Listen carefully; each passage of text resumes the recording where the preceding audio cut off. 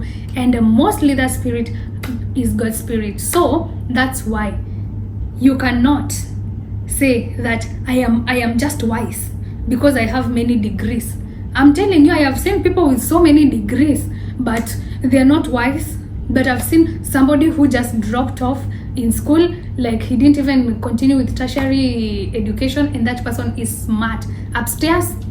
Very nice. Why? Because it is God-given. Wisdom is God-given.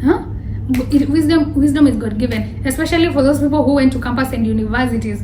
I think before you went there, you just perceived that everybody who is in the university is smart. Now you're there. Are they smart? Are they smart? No, they are not. Not all of them, at least. So it comes from the Lord. Okay, it does not rely on your wisdom. We cannot measure your perspective and your intellect and your insight from your degrees. Okay, and how do you think, after learning all of these things, I ask myself, how will I be able to transform this perception? What if I'm having the wrong perception? What if I am pessimistic? What if I am not optimistic? What will I do? What will I do? How can I change it? So I found this spiritual awakening, reading scripture, and openness to change. Let me explain. Okay, spiritual awakening, like you have to, for this, I'm not talking about new age, about anything, guys. Do not think I'm talking about those things. I'm talking about Christianity. Okay, like you need to awaken your spirit, like let your spirit be woke, like in a way that you can perceive that, like, this is God's teaching, this is the truth, this is what, and these things, where do they come from? They come from reading the scripture. I told you guys, I can yap here all I want, I can talk, I can record so many episodes for you guys, but the truth is, if you guys do not sit down and read the Bible for yourself, the truth is that I will mislead you and you will be misled by so many things, you know. I love it when I have done a video and then somebody comes and comments and writes a Bible verse about that comment. Like this comment I removed from this Bible verse. It makes me so happy because I now know that my people, my community is reading the Bible. Let me tell you guys, you cannot escape. You cannot escape. There is no shortcut of being wise about worldly things or even spiritual stuff. You just have to read the scripture. So you have to awaken your spirit. How will you awaken your spirit? By reading the scripture. And the other one is having an open spirit, an open heart, you know, like be open to learn and relearn. Okay, the other day I told you guys about deception. You know what made me like even change my view on perception? Because I told myself, okay Kate, this is what you learned, it's like hapa hivi kwa Biblia, it's not saying the same thing. Okay, so you have to relearn this, you have to erase this and relearn something new. That's why I relearned that something new. Okay, so you have to have an openness, have a work spirit, and you can only do that by reading the Bible. So these are the three ways that I highlighted that you can start working to transform your perception. And then I also have to give you a Bible verse so that you guys know that these are facts. Apart from giving you facts that I've removed from Google and I don't know which university of Harvard studied, I have to give you like facts from the age scripture, the aging wisdom that does not age, the ageless, I mean not the age, the ageless. So James 1:5, okay, it says very, very clearly, ask God for wisdom and he gives you, he is generous, he will give it to you. That is what James 1:5 says. So tell me, what do you think is God's perception on this matter? What do you think is God's perception on this matter? Like, what is God's perception? You know, I have said we are talking about the God mindset. We are talking about perception, okay? I know I'm confusing you guys a bit. We are talking about the God mindset. Now we are talking about God's perception. That's what we are talking about. But all that time we have been talking about perception as it is in the dictionary, as it is like and we were making examples. Okay, now we have understood what perception is. So what do you think is God's perception? Now you get me? We have talked about perception. Now what is God's perception? You know, what is God's perception? And that's why James 1:5, it's very handy. You should read that scripture. It says, ask God for wisdom, he's generous enough, he will give it to you. Okay, He'll give it to you. So that is a rhetorical question that I've just left for you guys. What do you think is God's perception?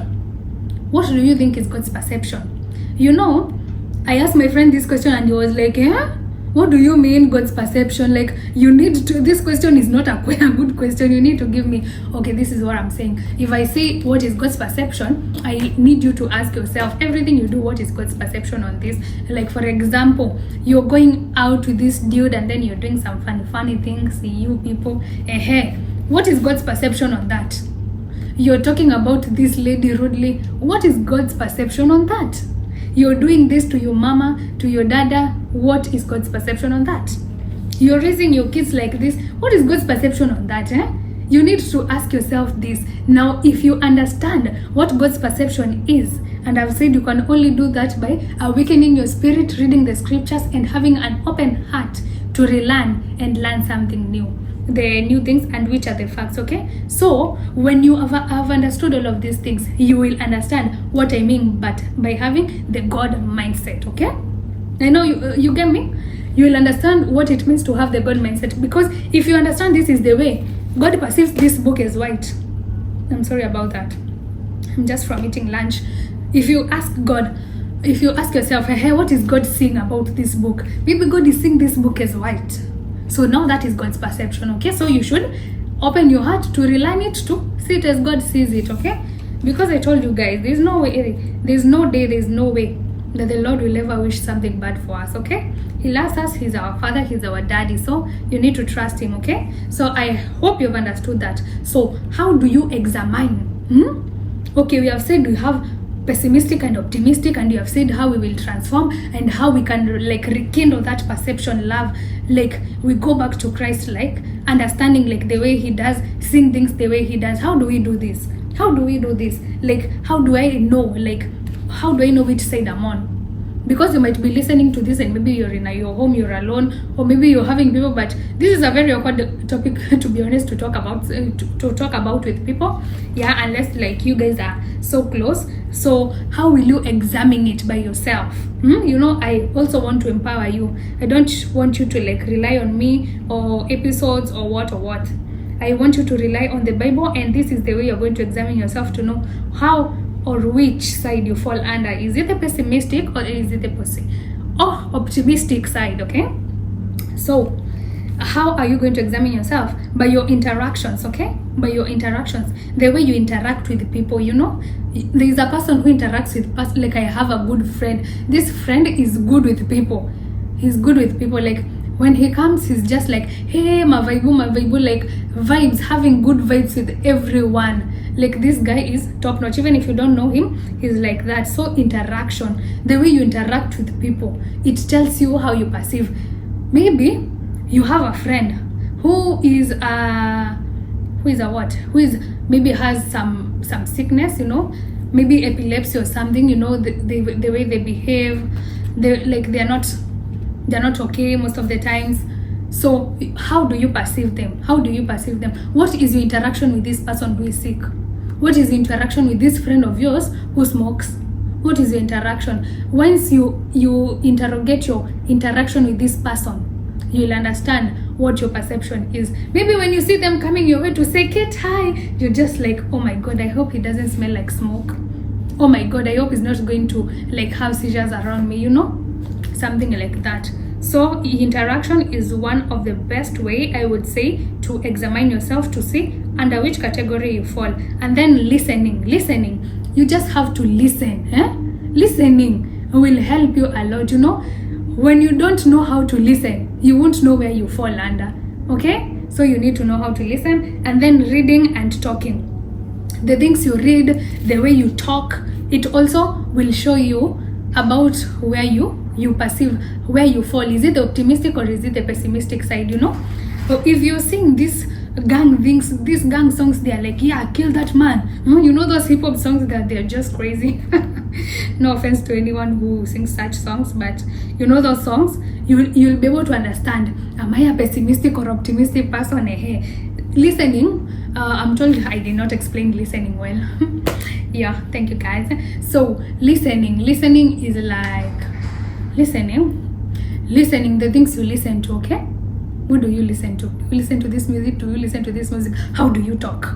Do you talk like with so much attitude, bad attitude, in you good attitude? Are you like a good person while talking? So in all of these things, we'll be able to examine and know, Mimi, by the way, I am an optimistic person, I am a pessimistic person, okay? And then how will you be able to boost your perception? By reading the scripture I have already told you, and you practicing active listening. I've told you listening. The day you will teach yourself to listen, that is the day you will be able like to overcome everything and every chaos in your life. Learning how to listen.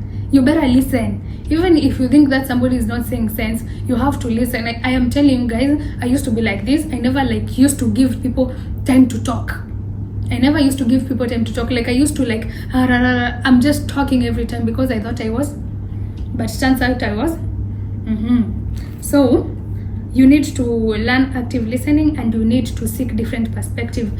You know, I was listening to somebody talking the other day, and they were just like saying, don't always listen to this one preacher. Listen to this one. Don't always view the one designer, interior designer, you know. See this interior designer, see the other one fixing a studio, a bungalow, a mansion, and then you'll have great ideas of what to perceive. Because you might be shelling yourself in a cocoon thinking that, oh, so I love studios. It turns out you have not seen the decor in mansions. So, and then you realize you love mansions. So you have to be like you explore, you seek different perspective from different people so that you can know, you can boost your perspective, okay, of things you know. And then journaling, I would say, is one of the personal and intimate thing you could do to yourself and with yourself.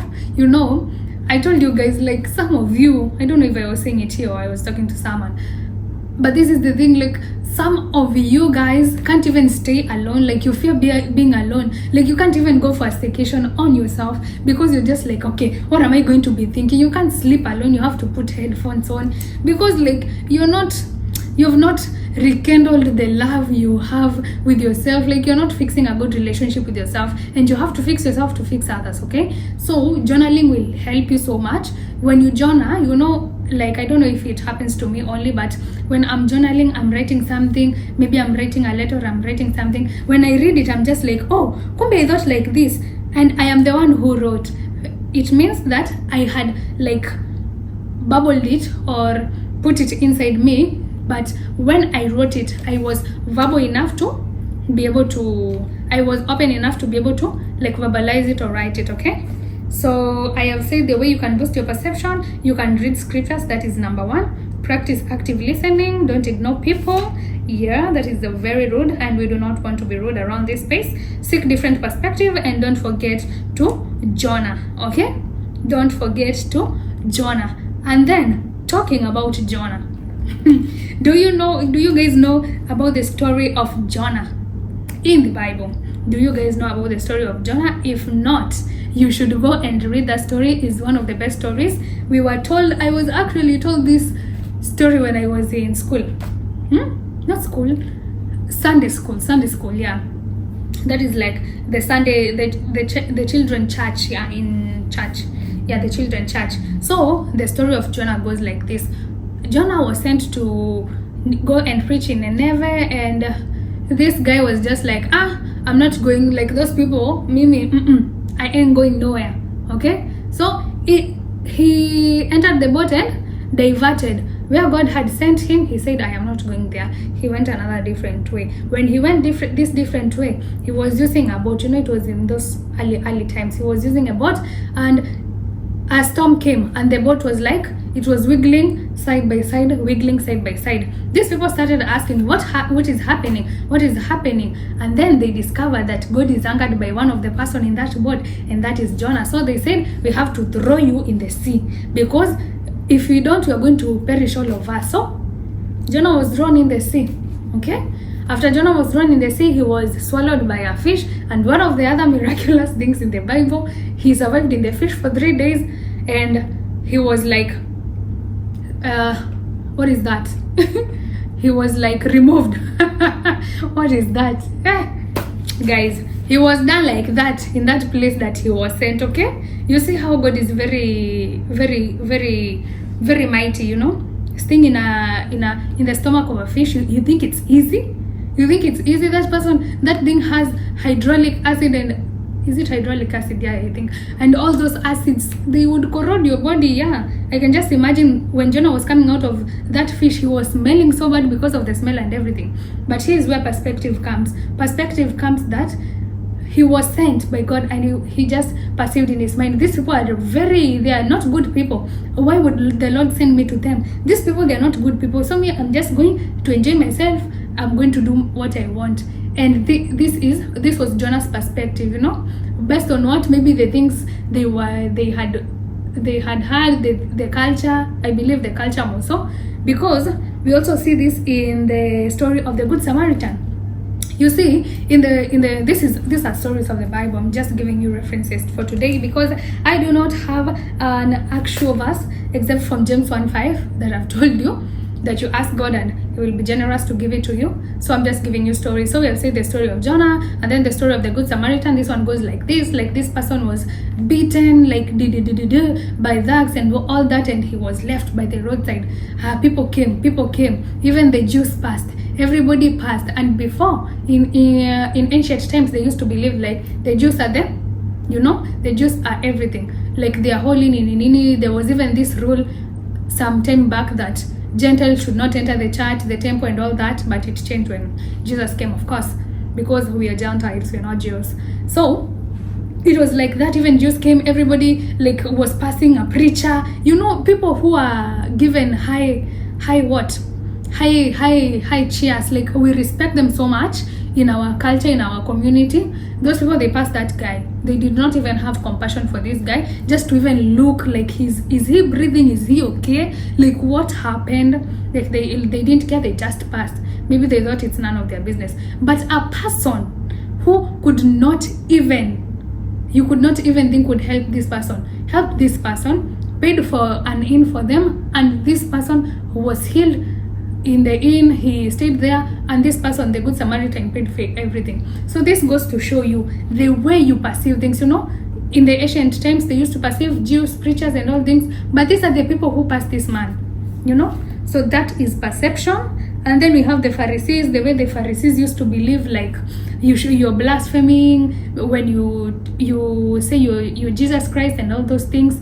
I'm sure you've heard, there are so many stories I can tell you about the Pharisees, but for more reference, just go and read in the Bible, especially when Jesus existed. That time you will see a lot of Pharisees things there about perception and everything. And a final question that I have for you guys, what do you think how do you think perception influences your growth, your failure, your success, and the place you are in life?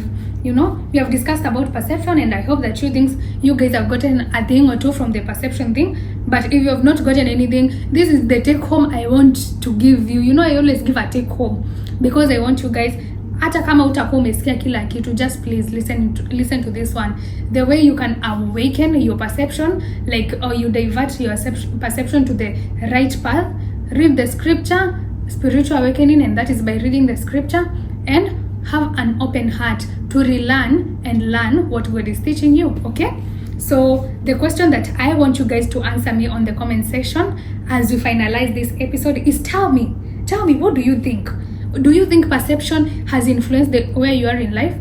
Do you think perception has influenced your success in this life? Do you think perception has influenced the person you have become in the society? Do you think so? Because my answer is yes, I think it has influenced who I am, where I am in this life, and everything that I do. Yeah, it is my perception, you know, because as I am, I perceive things like, I take things very lightly. Some people say I don't care, but I really do care. I'm not don't care at all, but I'm just like, I don't worry about small things because I actually see the best in everything. I am an optimistic person. From the time I was not saved to this time, I've just been like, that is my personality. I'm an optimistic person. I'm that person who will say like the glass is half full, you know, because I choose to see even before you wrong me. This is why so many people wrong me. because I choose to see like the good in you. Even if you wrong me again and again, I will still choose to see the good in you. I still believe people change. Like, I'm that Delulu girl. Like, I'm very delusional. I don't know if it works for you guys, but anyways, I've enjoyed your company. I enjoy each time you tune in to come and listen to me talking to you guys. Not that I'm perfect, not that I am a teacher, not that I am a lecturer, I am a preacher. I am nothing of those. I'm just a child of the Most High. Yeah, I'm just a child of the Most High, and just a brother, a sister to you. A sister to you guys, my brothers and sisters. Anyways, I love you guys, and do make sure you subscribe. And don't forget, we are answering this question. We are answering, do you think perception has influenced the place you are in your life, or the way you are succeeding in your life? Anyways, keep it tuned here. Until next time, I love you guys. Have a nice weekend and a nice week. Bye bye.